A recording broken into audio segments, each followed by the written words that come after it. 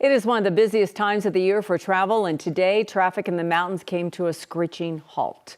CSP says a pickup truck hauling a trailer collided with a semi near the tunnel.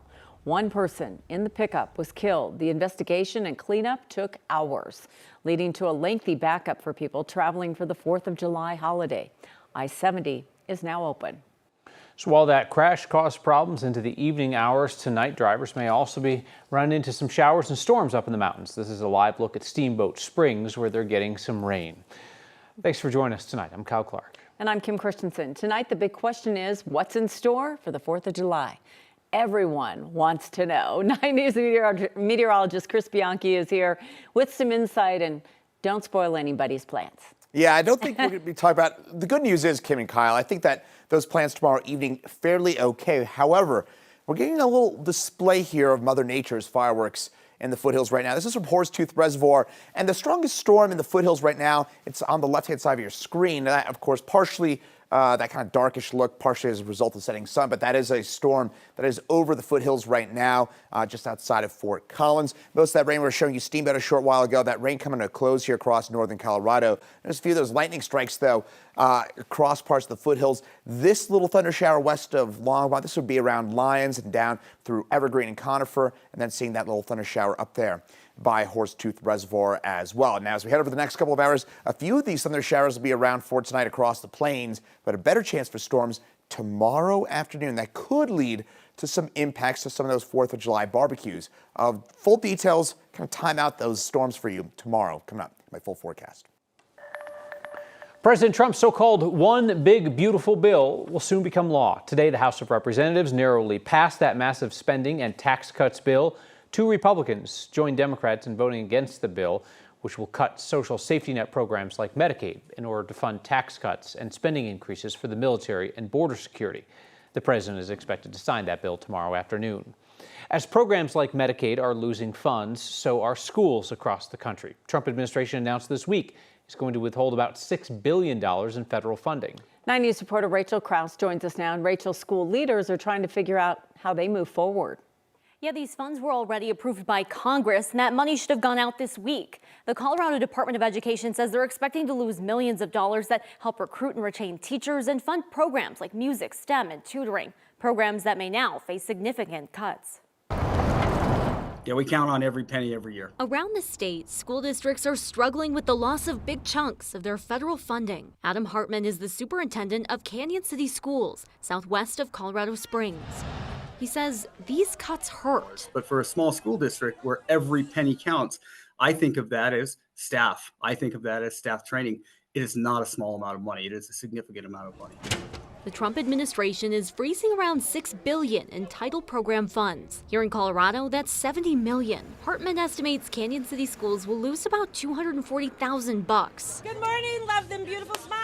Money in part that pays for professional development of teachers. It's not necessarily we're losing these programs. It's what are we going to have to lose in order to hold on to these things that are so critical. I think withholding funds that so directly benefit students is unconscionable. Melissa Gibson with the Colorado Association of School Executives says the timing of this freeze is even worse. The announcement came just 24 hours after districts expected to receive that money. And districts have built their budgets for next year.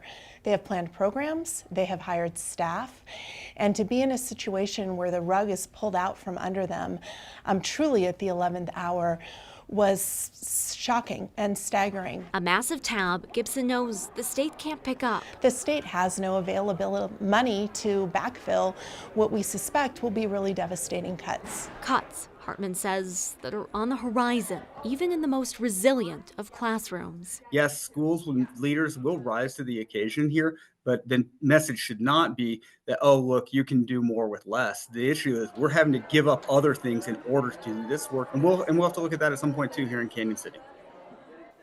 Hartman says he's already meeting with leadership in the district to look at funding and potential cuts. Case warns even if the funding that's frozen is later released, it's likely to have a devastating impact on schools, saying it'll be kids paying the price for these cuts. Rachel Krause, 9 News. New tonight, it looks like King Soopers will avoid another strike. Today, the grocery store chain and workers union reached a tentative agreement on a 3-year new contract. King Soopers says it will increase pay, secure pensions, and help maintain affordable health care. Their workers went on a 10-day strike in February. A 100-day agreement ended the picketing while they worked on a new contract. Union members still need to vote on this tentative agreement before it can take effect. That same union will hold another bargaining session tomorrow with Safeway's parent company, Albertsons. Workers at more than 40 stores around Colorado have now walked off the job in a strike that started last month. Fireworks kicked off a grass fire in Adams County today. Adams County Fire says this is off Zunai Street, east of Highway 287, north of West 64th. Firefighters were able to get things under control quickly. No one was hurt, no damage to buildings. You almost certainly are going to hear your neighbors blast off illegal fireworks over the next several days. Stats show that reports to law enforcement rarely result in citations. Jeffcom 911 took hundreds of fireworks complaints last year. About 1% ended with citations. In Denver, there were nearly 470 calls, which led to a total of 3 tickets. Dispatchers say there's one main reason for that. We do get many calls where we don't have a concrete point of origin where the fireworks are going off from. And in those cases, we do the best we can, and we're still going to send resources, but it really inhibits our ability and our partner agencies' ability to address a citizen concern if we don't have that concrete location. And dispatchers say if you're going to call in on fireworks, please don't use 911. They ask that you call the hotlines that cities and counties have set up specifically for reporting fireworks. Emergency departments around Colorado will likely be crowded this holiday weekend. UC Health expects it to be one of the busiest of the year. They say they're always well staffed, so that's not going to change. But this year, the types of injuries tend to be different this time of year. More people suffering from injuries caused by fireworks exploding too close to them. Those common injuries tend to be to the hands and to the face, and that can be as minor as a burn or severe burns. It can also just lead to quite extensive damage, whether that's injury to the skin of the face, whether it's shrapnel hitting the face or the eyes, or losing a finger in these injuries in the most severe cases. UC Health says they also tend to see injuries around the holidays related to drinking, things like DUI crashes and people falling off of scooters. So they just urge you to be smart when you celebrate. A 51-year-old man from Castle Rock is being remembered tonight as a loving father, husband, and friend. Greg DeRocher died this week while he was on a family trip in Hawaii. 9 News reporter Shalima Maharaj joins us now. And Shalima, not only did he touch many lives, he also saved them. He was a firefighter. That's exactly the case. Greg DeRocher joined West Metro Fire Rescue in 1998 and left the agency in 2011. Now, we spoke to a longtime friend of Greg's who says you'd be hard-pressed to find a single person with anything bad to say about him. The past couple of days have been filled with deep reflection for Dean Wall. Yep. Oh, it's still unbelievable. Now a retired captain with West Metro Fire Rescue, he has a lot of memories from the job. So this is a 2015 history book. But the ones especially dear to him right now are of Greg DeRocher. This was on the deployment to Texas, on the Columbia recovery search. Theirs was a friendship that lasted for more than 20 years. He had a very entrepreneurial kind of spirit, and in about 2004 he built a Type 6 wildland engine to deploy. Dean says Greg had an undeniable passion for wildland firefighting, but his biggest priority was his family. When he decided to propose, actually helped him put together the proposal. So we created a board with rope lighting that says, "Amy, will you marry me?" Greg died Monday while on vacation in Hawaii. His wife Amy says he was at the surface partway out of the water when he couldn't breathe, lost consciousness, and dipped back into the water.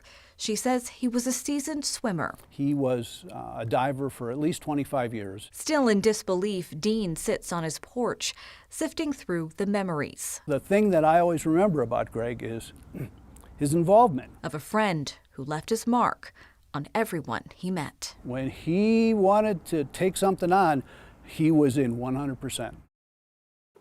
Well, Greg's wife tells us he had more than 50 dives under his belt over the past 23 years. The coroner is still investigating his cause of death. In studio, Shalima Maharaj, 9 News. Park rangers are investigating the death of a hiker at Rocky Mountain National Park. The Park Service says someone found the body of a 66-year-old woman from Fort Collins early yesterday morning. She had been reported as overdue the night before on a hike to Chasm Lake. Park rangers believe she fell. Her body was recovered and flown to Boulder. Coroner has not yet released her name.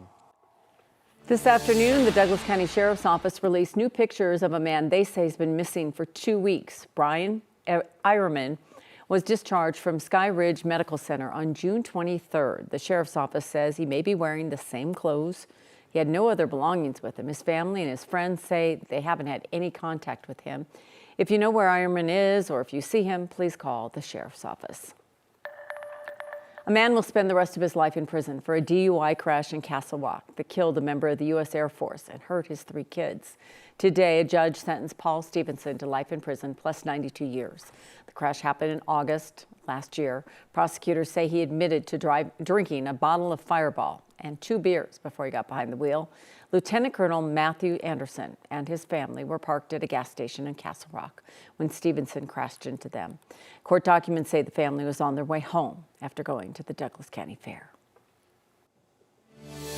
Field in Greeley briefly turned into a landing strip today. Small plane came down on some crops near Seeley Lake, west of Highway 85. It's not clear what went wrong, but something went wrong because he ended up in the corn. We do know the pilot and the 2 passengers were not hurt.